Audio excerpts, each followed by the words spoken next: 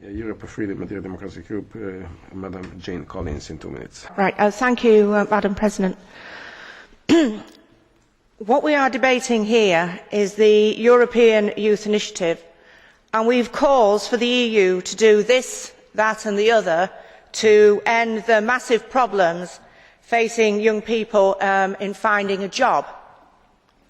I suppose this is the same EU that has failed the young people. You only have to look at the employment figures for the Mediterranean Eurozone members to realise that the EU and its initiatives have led to millions of young people being unable to find work.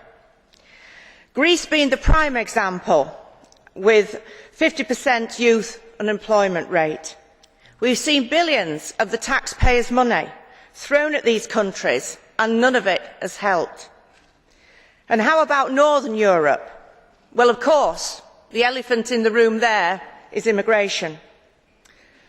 While we have to compete with open door to 450 million people to settle, claim benefits and, crucially for this debate, compete for the same jobs, it will be always hard for young people to find work. At the last European Committee meeting, we were talking about new legislation on EURES, which is a website that hit the headlines in the UK a few years ago for the advertising of 800,000 UK jobs across Europe. That was nearly 50% of all those jobs listed. The new rules obviously will expand the number of UK jobs listed and advertised, but more importantly, you want to include work experience and apprenticeship places advertised across Europe as well. How on earth are young British workers and those fresh-faced out of education with little experience or skills, how are they meant to find a job? The EU, whatever it does, makes things worse. I just hope that you will one day listen to the voters who say they want no more meddling and waste and no more EU bureaucracy. Thank you. Mrs. Collins, do you accept it? Yes. Mr. JAAKONSAARI.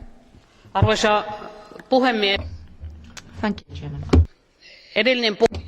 Thank you, Chair.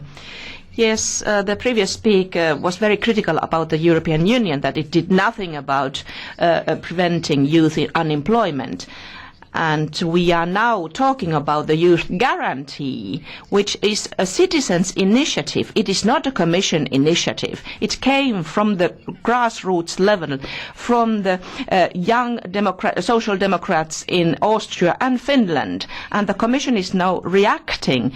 So I would like to ask the previous speaker, how dare you put the blame on the EU when this is a citizens' initiative?